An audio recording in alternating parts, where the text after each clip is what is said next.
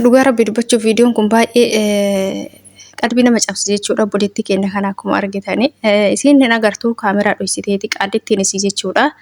Waan xiqqishuu isiin balleessite tana qofaaf. Isiin tunis isinillee ijoolleen keenya of eeggadha. Haguma barbaaddannu yoo miidhamtan, haguma barbaaddannu yoo qoonqoon isin adaban, isinillee of eeggata. Naamusa godhataa jechuudha. Amma cattiin kun makarajiidhaan makarajii keessa waan ta'e haa ta'u shaayii haa ta'u bunas haa ta'u akkasitti dhugaa jirti jechuudha. Isima xiqqishuu tana sababuma isiin tana gooteef kan ol baaste jechuudha maqaalittiin isii kuni. Maaliif jennaan hojii isii gaarii ol hin baaftu. Yeroo baay'ee hojii gaarii ol baasan hin agarre isaan. Hojii gaarii ati hojjettu yooma kaameraa iyyuu mana laxxafan hojii gaarii ati hojjettu ol hin baasan. Ati hojii gaarii guyyaa guutuu hojjetaa oolti wanta akkatti waan xiqqishuu isii dogongora hojjette dogongoratti isaan qabatanii olii gadi fiigan jechuudha. Dhugaa rabbi gaarii ati goote keeyirii ati goote hojii ati hojjetaa oolte kan takkitti isii caafii ol hin baasan jechuudha. Garuu waa xiqqishuu ati dogongore sanuma ol darban jechuudha isaan. Kanaaf obboleeyyan keenya yeroo baay'ee jechuudha haati ormaa haadhuma ormaati. Haati ormaa gara jabeettiidha. Isiin iyyuu odoo manaa iyyuu keettee odoo nama gaarii onnoo taate isiintu yookaan beelifteeti yookaan jettee yaaddeetiniin dhiisuu qabdi. Waan gaarii hedduu hojjette waan xiqqishuu tanaaf viidiyoo gabaabduu tanaaf ol hin baastu ture odoo haadha ormaa ta'uu baatte haati ormaa haadhuma ormaati. Hundumti keessanuu hin beektan jechuudha. Kanaaf ijoolleen keenya haguma barbaaddanuu yoo qoonqoon isin qabde waan gaarii distii keessa harkatti naquu makarajii keessa amma kan afaaniin dhuguu kan dhiisaan isiniin jedha. Maaliif seetanii warrumaan bira jiru kanatti warri dhiyaatu tokkotu jira jechuudha. Sarratanyuma isaaniitu afaanuma isiitiin natti hime jechuudha. Wallaahi laziim. Isiin kaameraa kushiinaa keetteet maal gooti makarajiis burcuqqoo saanis maankaas addannaa kennite jette waa hunda isaatu jechuudha. Ani shaayii danfifadhee makarajii keessatti shaayii danfifadhee shaayii masan keessatti sukkaara duratti godhuu dagadhee deebee shukkaaratti godhee maankaa kiyya makarajii san keessa waliin dha'ee jennaan sababa maankaa kiyya makarajii san keessa waliin dha'eefiif makarajii sanillee maankaa keetii fayyadamtee jirtaa fudhadhu naan jettee natti darbite jettee yeroo baay'ee jechuudha si xayyeefuufaa kushiinaa keessa kaan jechuudha. Isaan waan ati gootu kushiinaa keessatti warroonni nama xayyeeffan hin jirani akkati meeshaa isaanii hin fayyadamne yookaan dhoksitee meeshaa isaanii akkati hin fayyadamne kana fa'aaf jechuudha meeshaa ofii keessa kaayatan. Isaan kun immoo warri gaariin kasii wajjin fayyadaman isaan waanuma tokko tokkoof yoo kaayatan malee haga sundaa miti jechuudha. Garuu irra caalaan isaanii si xayyeefuuf waan ati gootu hin jiraami. Warroonni gaantii uffattan malee harkatti shunkurtii murinaa warri jedhan hin jiranii. Warroonni immoo gaantii godhattu malee qursii nuun hojjete nyaata nuun hojjete warri jedhan hin jiranii. Warroonni akkasii sunniin gaantii hojjetanii godhachuuf namaan daddafu gisee harka hojjettu san si harka mucucaatu jira yeroo murtuu waa hedduu baqqaa jechuudha.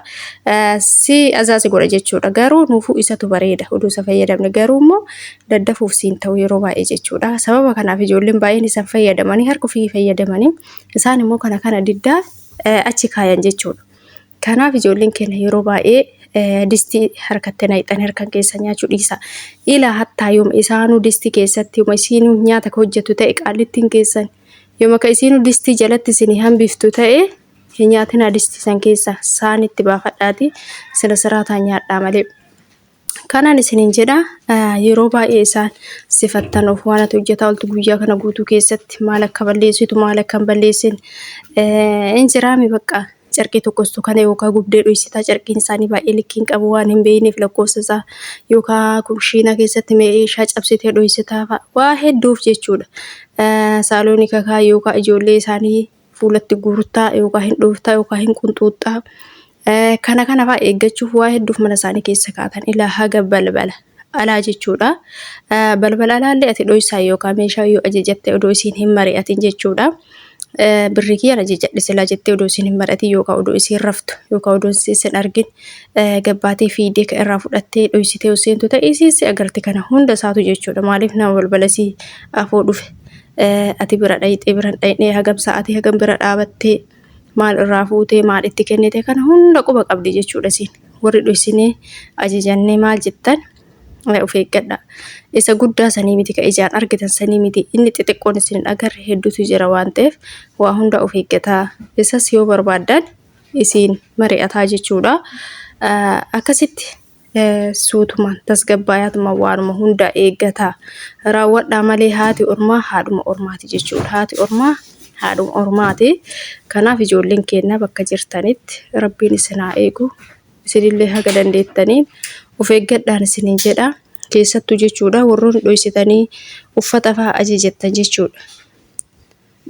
Dhoysaan ijoollee keenyarraa warri uffata ajajattanii lokeeshiniitti ergitanii jettan isaan baay'een isaanii kanaan duras dubbadheera akka lokeeshinii mana isaanii ergamu hin barbaadanii. Kanaaf immoo isiin quba qabdi kan hunda silaalti jechuudha. Silaalaa oolti. Kanaaf waan ati guyyaa kana guutuu hojjetaa oolti ala ta'ee mana keessa ta'ee kushiinaa haa ta'uu saaloonii haa ta'uu kifilii haa ta'uu bakka kana hunda si to'ataa oolti jechuudha isiin. Kanaaf isiin baatee mana jiraattee raftee kasi eegu sekuriitiin ka biraati jechuudha. Gizima kaate gizima hojiin qabne raahaa gootu gafuutee silaalti jechuudha viidiyoo sana kukkutaa. Kanaaf ijoolleen keenya of eeggadhaan isiniin jedha. Rabbiin isin haa eegu. Mana keenya kaameraan hin jiru, ala hin jiru, mana hin jiru, kushiinaa hin jiru jettanii waan akkasii gonkumaa jechuudha. Yeroo ammaa kana bakka namni hin beekne haga firii ataraa tana jechuudha. Kanaaf of eeggataatiin hojjedhaa rabbi isin haa eegu. Waan hojjetan hunda haqaan hojjedhaa. Seeraan hojjette taanaan tokko miti lamaa miti yoo dhibba mana ofii keessa fannifte ati seeraan hojjennaan hojii kee akkasii hafutti hojjettu hojjenna homaa wanni inni fidu hin jiru jechuudha. Kanaaf akkasii garuu viidiyoon kun baay'ee qalbii na cabse jechuudha. Kanaaf ijoolleen keenya rabbiin isin haa eegu.